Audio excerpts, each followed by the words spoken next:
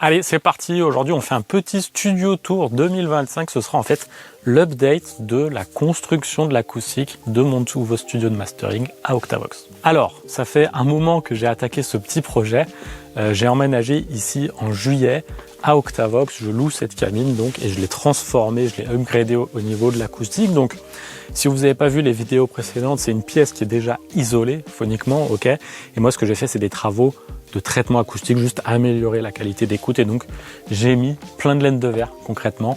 Donc, à l'aide de mon acousticien Clément Bastia de Storm Mastering, j'ai fait ces murs sur ses conseils de 40 cm. Derrière, on a regardé tchac, 60 cm ici, 80 cm ici. Et puis, au plafond, on a mis aussi 26 cm de laine. Donc, bref, 15 mètres cubes de laine de verre dans 20 mètres carrés, rien que ça. Et voilà. Et donc, je voulais vous faire un petit update de cette construction acoustique, où j'en suis, quelles sont les prochaines étapes qui sont plus esthétiques qu'acoustiques, et allez, pourquoi pas aussi quelques étapes acoustiques aussi, parce qu'il y en a en fait qui restent peut-être un petit peu. Et puis je voulais aussi vous parler un peu de l'état du studio, et donc je me suis dit que ça allait faire un petit studio tour. Je vais vous parler de mes enceintes, mes nouvelles secondes enceintes, les périphes analogiques, ce qui a changé, ce qui va encore changer. Et puis voilà, et puis tous les petits détails de ce studio de mastering dans lequel je suis depuis maintenant quelques semaines, enfin dans lequel je travaille depuis, on va dire, 2 mois. Voilà, c'est parti. Alors je vous propose de commencer avec ce coin parce que j'en suis tout fier, regardez. Ici on voit l'ancien mur, donc on voit comment c'était tout blanc, et puis moi j'ai mis ces jolis tissus un peu marron clair. Alors j'aurais bien voulu quelque chose d'un peu moins clair, mais je pense que ça rend très très bien. J'ai fait ces petites étagères donc en pin avec ici des petits bandeaux de finition, des baguettes de finition, et puis j'ai fait pareil là-bas. Voilà, regardez ça. Voilà, j'ai fait cette petite étagère à l'aide d'ailleurs d'un abonné qui est venu m'aider. Et donc on a fait ça en pin, et puis derrière j'ai mis le tissu un peu plus sombre, celui que j'aimerais mettre devant, et je vais vous dire pourquoi je vais pas le mettre. Ce tissu un peu plus sombre qui rend hyper bien. Le challenge évidemment dans cette pièce, c'est que je dois vraiment la garder en l'état. Je dois pas abîmer les murs parce que je dois pouvoir la rendre comme elle était avant. Donc du coup c'était assez compliqué en réalité de juste mettre ce tissu au fond. Je vous passe les détails, mais voilà, c'était assez compliqué pour que je vous le présente et que j'en sois assez fier, même si comme ça n'a pas l'air d'être grand chose. En parlant tissu, donc c'est vraiment le gros truc qui attendait depuis longtemps. Les tissus sur les murs. Ça fait un moment donc qui sont ici sur les côtés, mais ce qui était beaucoup plus compliqué, c'est l'arrière. Je vais vous le montrer et je vais vous dire pourquoi. Alors l'arrière du studio, comme vous le voyez, c'est vraiment le gros morceau, c'est 60 cm. Alors vous le voyez pas d'ici, mais il y a 60 cm de laine derrière. Donc on a plusieurs mètres cubes juste pour cette partie-là. Et ça faisait longtemps que vous voyez dans les vidéos ce mur arrière rempli de sacs poubelles. Donc j'avais laissé en fait ma laine de verre dans des sacs poubelles pendant un moment parce que je voulais tester des petits bidouillages acoustiques un peu plus complexes à mettre en œuvre. Je vous passe les détails, c'est un petit peu secret. Et j'ai fini ce projet de test qui faisait que je devais enlever, remettre la laine. Et évidemment, j'ai enlevé les sacs poubelles et moi, donc, je les ai enlevés, j'ai remis la laine, j'ai remis le tissu. C'était évidemment hyper long. En plus, j'ai essayé de faire ces petits bandelettes derrière et au-dessus, donc ça complique toujours un petit peu les choses. Mais voilà, l'arrière du studio est fini, c'est ce qui traînait de ouf. Et donc avec ça, avec cet arrière du studio fini, on peut dire qu'il est fini à 90% le studio. Ce qui va se jouer, ça va être devant. Je vais vous montrer devant. Donc l'avant de la cabine, c'est un peu le challenge esthétique, parce que acoustiquement, c'est très bien. Vous voyez, on est sur le mur original, donc qui a été peint en blanc. Ici, on a les traces, les chevilles pour les panneaux acoustiques qui avaient été posés par Michel Deluc et Olivier Boiling. Moi, je les ai enlevés. Le but, en fait, de cette façade, c'est qu'elle soit réfléchissante. Moi, je la veux dure, ok. Donc, je veux pas de panneaux parce que je veux garder de l'indice psychoacoustique. Je veux que les réflexions de mon corps sur le mur, je les entende. Je veux quand je parle, quand je bouge, quand mes vêtements se froissent, mes pieds touchent le sol, je veux entendre ces réflexions. C'est ce qui fait que psychoacoustiquement, on se sent bien. Parce que comme vous le voyez, j'ai mis de la laine un peu partout. Okay, tout est un peu absorbé. Le plafond est un petit peu réfléchissant, mais les murs sont complètement absorbés. Et donc, il me fallait un peu d'indice psychoacoustique. Donc, acoustiquement, ce mur, ça fonctionne très bien. Et ça fonctionne d'autant plus bien que les Dutch & Dutch sont cardioïdes. Ces enceintes, elles sont à directivité contrôlée. Elles ont une technologie qui fait que le son dans la zone critique du bas médium est projeté vers l'avant et pas l'arrière. Et ça, donc, c'est grâce aux évents de cardioïcité qui sont sur les côtés. Évidemment, je vous laisse voir la vidéo sur les Dutch & Dutch. Je ne vais pas m'éterniser sur ces enceintes dont je vous parle beaucoup. Donc voilà, cette config avec le mur frontal réfléchissant, c'est quelque chose qui peut poser des fois un petit peu problème. Avec des enceintes cardioïdes, c'est clair que ça pose plus aucun problème. Je peux quand même mettre des enceintes classiques, je pourrais très bien mettre des enceintes classiques qui font qu'il y a ce rebond, ce sbire dans le bas médium sur le mur frontal. Ça créerait peut-être un petit souci acoustique, mais ça vaudrait quand même le coup au vu du bénéfice psychoacoustique. Donc voilà, moi je suis hyper content en tout cas acoustiquement de cette pièce. Ça sonne trop bien, la laine en fait fait 99% du boulot. On a les PSI AVA dans les coins qui sont cachés derrière, qui viennent encore atténuer la résonance modale de la longueur et puis surtout ce qui est sous 30 Hz, je retrouve du 20-30 Hz grâce à ces PSI AVA, mais acoustiquement c'est super. Donc du coup la façade réfléchissante, tout ça pour dire que c'est vraiment esthétiquement que j'ai envie de faire quelque chose. Je peux pas mettre le tissu parce que les agrafes sur le mur ça les abîmerait et il faut beaucoup d'agrafes, là on parle de 1000 agrafes sur un mur comme ça. Donc j'ai pas envie d'abîmer le mur, donc du coup j'ai deux solutions. Soit je peins le mur, mais ça veut dire que quand je quitte la pièce, il faut repeindre. Soit je mets des panneaux en bois. Voilà, donc par exemple du contreplaqué avec une jolie finition. Je pense que ça pourrait être hyper joli. Je teins ça dans une teinte la plus sombre possible et ça me ferait quelque chose de vraiment sympa. À la base, je voulais mettre ce tissu sombre que je vous ai montré, mais du coup, je peux pas. Donc il me faut une autre solution. Dites-moi si vous êtes menuisier, ébéniste, etc. ou architecte d'intérieur, ce que je peux faire. Mais l'idée, c'est voilà, de faire quelques points d'accroche dans le mur pour pas non plus faire trop de trous dans le mur, faire le moins de trous possible dans le mur et pouvoir mettre des grandes plaques de bois. Dites-moi comment je pourrais m'y prendre. Je suis vraiment à la recherche d'idées. Je vous ai parlé des AVA, je vous ai pas montré où ils sont. Ils sont Donc les AVA, ils sont derrière, ils sont cachés derrière. Il faudra que je prenne le temps en fait de percer ici le tissu, bien l'agrafer sur les lambourdes et puis faire un joli cadre qui vient se reposer dessus pour avoir accès au AVA. Mais pour l'instant j'ai un peu la flemme. Donc je le ferai une autre fois. Bon, du coup on revient devant pour vous parler un peu de ce qui a changé ici. Donc comme vous le voyez, j'ai remplacé quelques éléments, j'ai ajouté quelques éléments. Les enceintes ont été remplacées par les D-Max que vous aviez déjà vu dans une précédente vidéo. Elles sont vraiment super, donc elles jouent ce rôle d'enceinte hyper précise dans le médium. Donc non seulement elles me permettent de me focus sur le médium, et encore, elles descendent quand même beaucoup plus bas et montent beaucoup plus haut qu'une paire de Mixcube traditionnelle, mais surtout, elles font ce médium incroyablement bien. C'est des super haut-parleurs pour le médium, il y a une optimisation du filtrage à phase linéaire qui fait qu'on a une réponse impulsionnelle et en phase qui est incroyable et puis une distorsion hyper basse. C'est un super complément au Dutch & Dutch. Vraiment le médium est magnifique sur ça et donc ça me permet de me focus et d'analyser un peu plus précisément cette zone. C'est pas forcément que pour entendre le médium, c'est aussi en fait pour entendre le médium un peu mieux que sur mes Dutch & Dutch et du coup je les aime beaucoup. Le vumètre, j'ai changé, j'avais un modèle rack avant, j'ai changé par ce petit modèle. Alors je trouve que les aiguilles elles bougent peut-être pas de la même manière, donc il faudrait que j'analyse ça. Je vais peut-être changer, je trouve qu'elles sont un peu lentes, donc il faudrait que je vois ce qu'il en est. C'est un peu déstabilisant en tout cas. Ça c'est tout nouveau, donc c'est un écran secondaire sur lequel je mets le logiciel Mira. On les remercie d'ailleurs parce qu'ils m'ont offert ce logiciel. Pour le sapin de Noël, Mira, c'est trop bien. Et puis aussi l'analyseur de spectre ici est très pratique. Et puis je regarde souvent le niveau troupique. J'aime bien regarder le niveau troupique. Et après les LUFS, je les regarde pas du tout. J'ai toujours évidemment le TC électronique, là, le Clarity. Il est toujours là, toujours très pratique. Il sera peut-être remplacé par ça. On va voir. Moi, je suis un peu lent à faire ce genre de changement. Mais voilà. Ça, c'est un écran secondaire sur le Mac. Ça me dérange un peu. À vrai dire, j'aime pas avoir un logiciel d'analyse sur l'ordi. J'aime bien que ce soit externalisé comme le TC, mais il me manquait quelques éléments qui sont vraiment présents ici. Donc, je sais pas s'il y a une autre solution. Dites-moi d'ailleurs en commentaire si vous pensez qu'on peut, je sais pas, faire tourner ça sur un Raspberry Pi ou quelque chose. S'il y a des solutions un peu plus clés en main que ce genre de bidouille. Mais voilà, moi, j'aimerais bien un analyseur de spectre aussi complet qui soit en dehors de mon ordi. J'aimerais pas rajouter un écran à mon ordi. Donc voilà, mais en tout cas très pratique, j'en suis hyper content.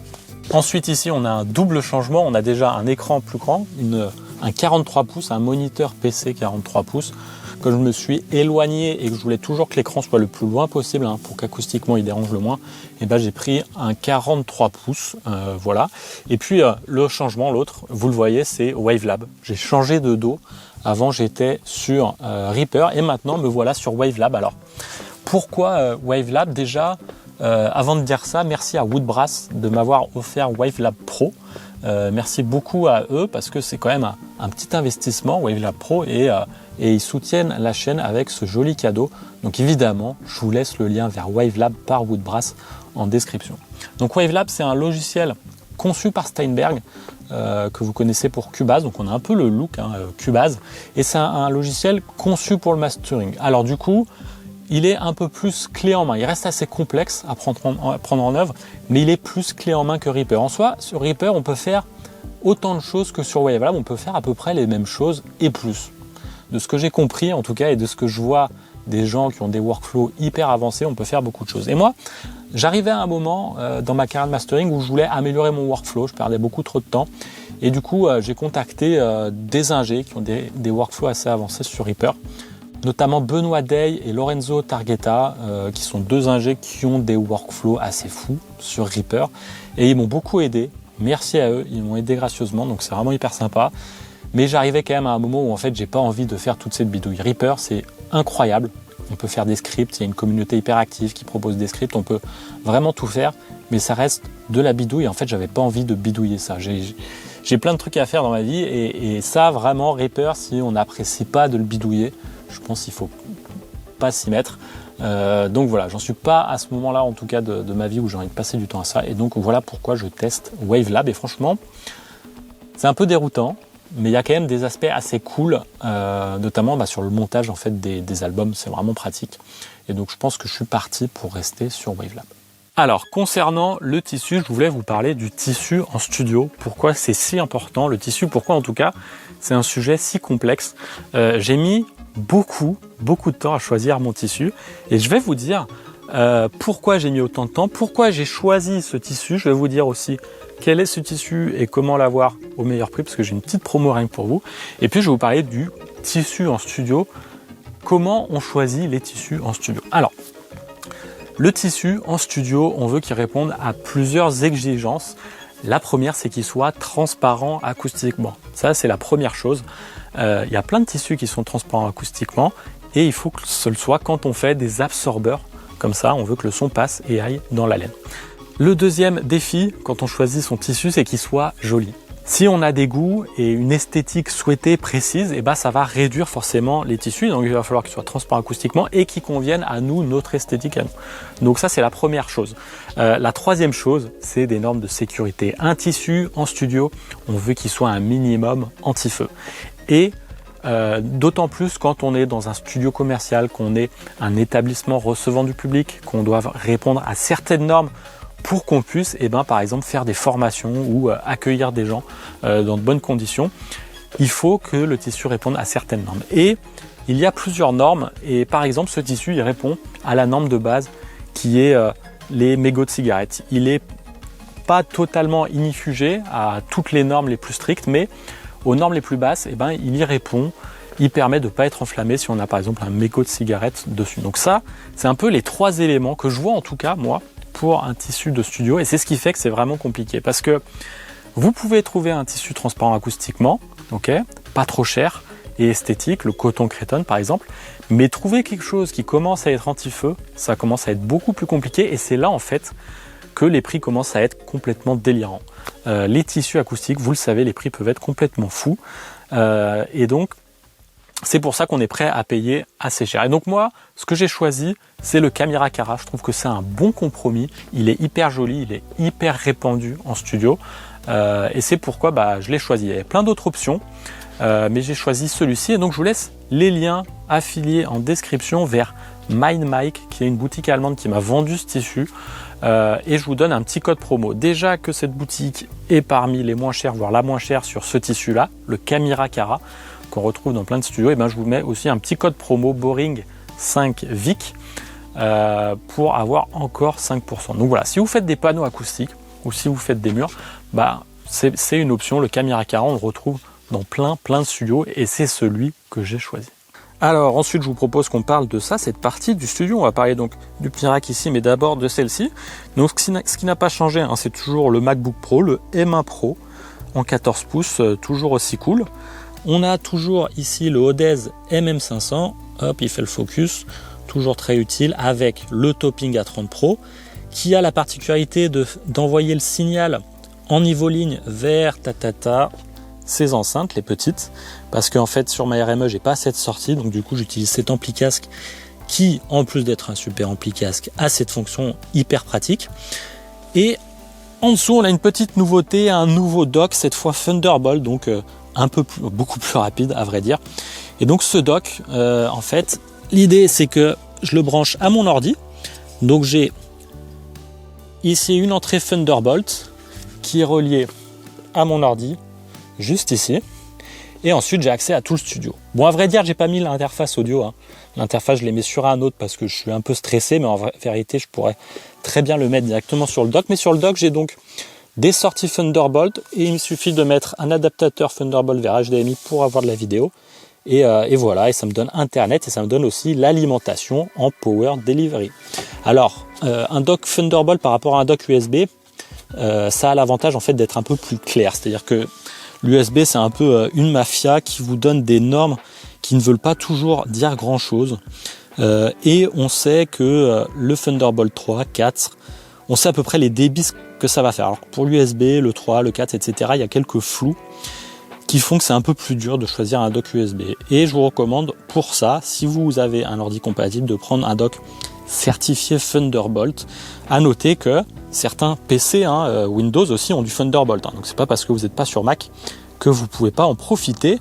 En tout cas, ce dock, j'adore. Moi, je vous mets le lien en description. Évidemment, c'est chez Ugreen, puisqu'ils font peut-être les meilleurs docks du marché. Ensuite, en dessous, on a un petit routeur, évidemment. Ce routeur, je ne vous l'ai pas dit, mais regardez, il va ici. Hop. Donc, il va sur un autre routeur juste là.